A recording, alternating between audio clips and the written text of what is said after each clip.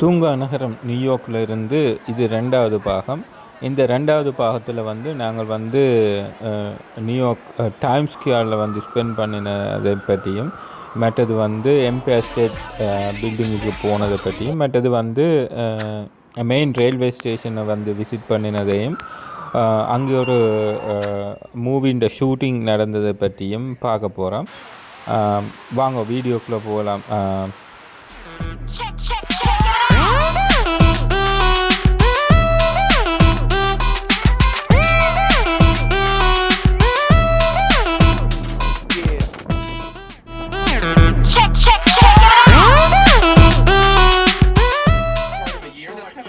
நாங்கள் முதல் பாகத்தில் இந்த ரைட் பஸ்ஸில் இருந்து ட்ராவல் பண்ணி கொண்டு இருந்தாங்க. இந்த ரைட் பஸ்ஸை பற்றி முதல் வீடியோவில் பார்த்தீங்களோன்னா தெரியும் என்ன ஸ்பெஷல் இந்த பஸ் ரைட்லன்னு சொல்லி. இந்த பஸ் ரைட் இந்த நியூயார்க்கில் one of the best bus ரைட்டுன்னு தான் நான் முதல் வீடியோவில் சொன்னேன். அந்த இதை முடிஞ்ச போல் நாங்கள் என்ன செய்தோம், நாங்கள் சொல்லிக்கோன்னா நைட் டைம் ஆக தொடங்கினா போல் நியூயார்க் டைம்ஸ் ஸ்கொயருக்கு கிட்ட வாக் பண்ணி பார்ப்போம்னு சொல்லி வலிக்கிட்டு நாங்கள். இப்போ நியூயார்க் டைம்ஸ் ஸ்கொயர் ஃபுல் பிஸியாக தான் இருக்கும். இப்போ ஆக்கள் கடல் கணக்கு தான் எப்போவுமே இருக்கிறது. இந்த இடம் எந்த நேரமுமே வைப்ரண்டாக தான் இருக்கும். அதாவது எப்போவுமே ஆக்கள் இருந்து கொண்டு இருப்பீங்க. அப்போ அங்கே ஏதாவது ஒரு ஆக்டிவிட்டிஸ் ஏதாவது ஒன்று நடந்து கொண்டிருக்கும். இப்போ நீங்கள் இதில் பார்க்குறது ஃபயர் பிரிகேட்ஸ் நிற்கினேன். அதில் உள்ள ஏதாவது ஒரு இந்த இடத்துல உள்ள ஒரு பில்டிங்கில் ஃபயர் வந்துன்னு சொல்லி வார்னிங் வந்தது. அதுக்காக ஃபயர் பிரிகேட்ஸ் இதில் நிற்கினேன். பட் அங்கே ஒரு அசம்பாவிதமும் அந்த நேரத்தில் நடக்காததால் அவைகள் வெளிக்கிட்டு போகிறதுக்கு ப்ரிப்பேர் பண்ணி கொண்டிருக்கிறேன். இதுதான் நாங்கள் எம்பயர் ஸ்டேட் பில்டிங்கில் இரவு நேரம் போய் நின்று பார்த்த வியூ. பார்த்திங்களோட சொன்னால் வடிவாக இருக்கும். ஆனால் கொஞ்சம் டார்க் கூடினதால் எங்களுக்கு சரியான வீடியோ எடுக்க இல்லாமல் போச்சுது. இப்போ பார்த்தீங்களோன்னு சொல்லிச்சோன்னா நியூயார்க்கில் எப்போவுமே சைலன்ஸ் சத்தம் கேட்டுக்கொண்டே இருக்கும். ஒன்று போலீஸாக இருக்கும், அல்லது ஆம்புலன்ஸாக இருக்கும், அல்லது ஃபயர் பிரிகேட்ஸாக இருக்கும். அப்படியே அந்த ஸ்பைடர்மேன் மூவியில் வர்ற சவுண்ட் கணக்கு எப்போவுமே இங்கே சவுண்ட் கேட்டுக்கொண்டே இருக்கும்.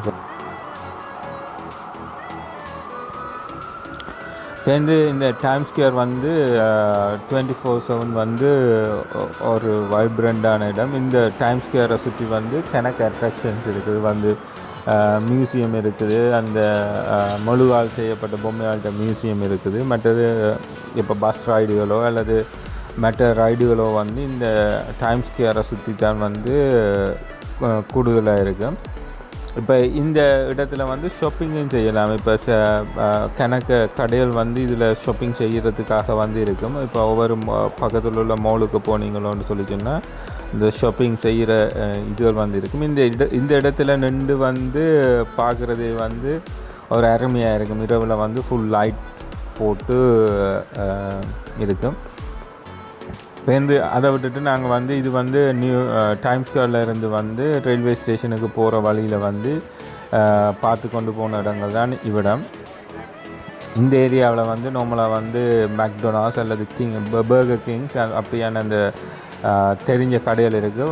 இவ்விடத்துல தான் நார்மலாக ஆக்கள் சாப்பாடுகள் எடுக்கிறவை. என்னென்னு சொல்லி சொன்னால் கொஞ்சம் ஃப்ரீயான ஏரியா. அப்போ இவ்விடத்தடியில் தான் ஆக்கள் சாப்பாடு எடுக்கிறவ. மற்றது இந்த இவ்விடத்தடியில் தான் அந்த த ரைட் பஸ்ஸுன்ற ஸ்டார்டிங் பாயிண்ட் இருக்குது. இதில் தான் இந்த பஸ் பிக் பண்ணும் இரவில். இப்போ நீங்கள் இதில் பார்க்குறது நாங்கள் இரவு ஒரு 11 மணி மாதிரி டைம்ஸ் ஸ்கொயரில் நின்றது. பார்த்திங்களோன்னு சொல்லி சொன்னால் கடல் போல் சனங்கள் இருக்கும். இதுலேருந்து சனங்கள் போகிறதுன்றதே இல்லை. எப்போவுமே இந்த ஏரியா ஃபுல் பிஸியாக தான் இருக்கும். இந்த டைம்ஸ் ஸ்கொயருக்கு பக்கத்தில் தான் ரொக்கஃபெல்லர் சென்டரும் இருக்குது. வாக்கிங் டிஸ்டன்ஸ் தான்.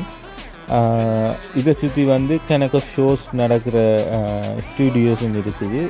வாக்கிங் டிஸ்டன்ஸில் தான் எம்பயர் ஸ்டேட் பில்டிங்கும் இருக்குது. ஸோ இப்போ டைம்ஸ் ஸ்கொயருக்கு நீங்கள் போனீங்களோன்னு சொல்லி சொன்னால் கணக்கு அட்ராக்ஷன்ஸ் வாக்கிங் டிஸ்டன்ஸில் தான் இருக்கும். மெயினாக 42 42nd ஸ்ட்ரீட்டை வந்து டார்கெட் பண்ணி தான் ஆக்கள் போகிறவ. அதுக்கு கிட்டத்தான் பேசிக்காக வந்து ஹோட்டலோ ஏதாவது புக் பண்ணி நிற்கிறவ. இப்போ அதுக்கு கிட்ட ஹோட்டல் புக் பண்ணினா இந்த அக்சசபிலிட்டி இஷ்யூஸ் வந்து கொஞ்சம் குறைவாக இருக்கும். என்னென்னு சொல்லி சொன்னால் நீங்கள் பார்க்குற மோஸ்ட் ஆஃப் த அட்ராக்ஷன்ஸ் வந்து இதை சுற்றி தான் இருக்கும். ப்ளஸ் வந்து பகல் டைம் பார்க்குற அட்ராக்ஷன்ஸ் வந்து நியூயார்க் இந்த மேன்ஹட்டன் சுற்றியே வந்து இருக்கும். அப்போ நீங்கள் வந்து ட்ரெயின் ஆக்சஸ் உள்ள ரெயின் ஆக்சஸில் வந்து நீங்கள் போய் அந்த இடங்களை வந்து பார்க்கலாம். ஸோ பேசிக்காக வந்து நியூயார்க்கில் வந்து எல்லா ஸ்ட்ரீட்டுக்கும் கீழே வந்து மெட்ரோ ட்ரெயின் ஓடும். ஸோ நீங்கள் பேசிக்காக அதை மெட்ரோ ட்ரெயின் டச் பண்ணலாம். இதுதான் நான் சொன்ன அந்த மூவி வந்து எடுத்துக்கொண்டு இருக்கிறேன். அது இந்த ஷூட்டிங் வந்து நடந்து கொண்டு இருக்குது. அப்போ நாங்கள் அவடத்தடிக்கு போய்க்க அதை ரெக்வெஸ்ட் பண்ணின வந்து வீடியோஸ் வந்து எடுக்கிறத வந்து மினிமைஸ் பண்ணுங்கன்னு சொல்லி சேர்ந்து அதுக்கு பிறகு வந்து அடுத்த நாள் காலமே வந்து நாங்கள் ஒர்க் பண்ணி வந்து போன இடம் வந்து இந்த ரயில்வே ஸ்டேஷன். இதை சொல்கிறது வந்து கிராண்ட் சென்ட்ரல் டெர்மினல்னு சொல்லி. இந்த கிராண்ட் சென்ட்ரல் டெர்மினல்லேருந்து தான் நியூயார்க்கில் உள்ள எல்லா இடத்துக்கும் வந்து மெட்ரோ ட்ரெயின்ஸ் வந்து போகுது. ஸோ பேசிக்காக வந்து இந்த டெர்மினலுக்கு போனால் வந்து நாங்கள் அங்கே எந்த டெஸ்டினேஷனுக்கு போகணுமோ அந்த டெஸ்டினேஷனுக்கான ட்ரெயினை வந்து எடுக்கலாம். நாங்கள் பேசிக்காக வந்து நியூயார்க் ட்ரெயினை வந்து ட்ரைவ் பண்ண வேணுமென்றதுக்காக வந்து இவ்விடத்தடிக்கு போனாங்க. ஏன்னு சொல்லி சொன்னால் இது பழமையான ஒரு அண்டர் கிரவுண்ட் ட்ரெயின் சிஸ்டம். அப்போ அதை வந்து பார்த்த ஒரு எப்படி எக்ஸ்பீரியன்ஸ் பண்ணுவோம்னு போனாங்க. ஆனால் அந்த எக்ஸ்பீரியன்ஸ் வந்து பெஸ்ட் எக்ஸ்பீரியன்ஸ்னு சொல்ல மாட்டேன். ஏன்னு சொல்லி சொன்னால் இந்த ட்ரெயின்ஸ் வந்து பயங்கர பேட் அல்லது வந்து சரியில்லாத கண்டிஷனில் தான் இருக்கும். அதே அடுத்தது வந்து ஒரு மனமாயம் இருக்கும். என்ன ரீசனோ தெரிய நியூயார்க்கில் வந்து அந்த ஹோம்லெஸ் பீப்புள் வந்து ரோட் வழியே இருக்க இல்லாததால் அவையால் என்ன செய்கிறேன்னு சொல்லிச்சுன்னா ட்ரெயினில் வந்து டிக்கெட்டை எடுத்துகிட்டு ட்ரெயினிலேயே வந்து நித்திரை கொண்டு ட்ராவல் பண்ணுறதையும் நான் பார்த்துருக்கிறேன். ஸோ சில நேரம் வந்து அதாலயம் வந்து இந்த ட்ரெயின்ஸ் வந்து பேட் கண்டிஷனாக இருக்குது அல்லது மணக்கிற தன்மை உள்ளதாயும் இருக்குதுன்னு சொல்லி நான் ஃபீல் பண்ணினேன். ஸோ நியூயார்க் ஃபுல்லாக வந்து பார்க்குறதுக்கு வந்து ஹிப்போ பஸ் சர்வீஸ் வந்து இருக்குது. இது வந்து நீங்கள் ஒரு நாள் வந்து புக் பண்ணி நீங்களோன்னு சொல்லி சொன்னால் அந்த பஸ் வந்து ஒவ்வொரு அட்ராக்ஷனுக்கு கிட்ட போய் வந்து நிப்பாட்டும். ஸோ ஒரு நாள் பாஸ் எடுத்தால் வந்து நியூயார்க் ஃபுல்லாக வந்து அந்த பஸ்லேயே வந்து எடுத்து போகலாம். நான் அடுத்த வீடியோக்களில் வந்து நியூயார்க்கில் வந்து எப்படி இந்த அட்ராக்ஷன்ஸ் ஃபுல்லாக வந்து சீப்பான ரேட்டில் பார்க்கலாம்னு சொல்லி பார்க்குறேன். முதலாவது நியூயார்க் ஃபுல்லாக வந்து பார்க்குறதுக்கு வந்து நியூயார்க் சிட்டி ஃபுல்லாக பார்க்குறதுக்கு வந்து மினிமம் 5 டேஸ் வந்து தேவை.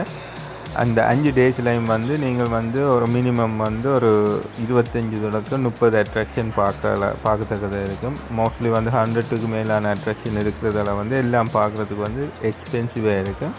ஸோ எப்படி வந்து 20-30 அட்ராக்ஷன் வந்து சீப்பாக பார்க்கலாம்னு சொல்லி நான் நெக்ஸ்ட் வீடியோவில் வந்து உங்களுக்கு நல்ல டீட்டெயிலாக வந்து தர்றேன். ஸோ அப்படித்தான் நாங்கள் இந்த நியூயார்க் சிட்டியை வந்து எல்லா அட்ராக்ஷனையும் வந்து சீப்பாக பார்த்தேன். நாங்கள் ஒரு அட்ராக்ஷனுக்கு வந்து எங்களுக்கு மினிமம் வந்து $15-20 தான் காஸ்ட் பண்ணினது வந்து ஆவரேஜாக வந்து.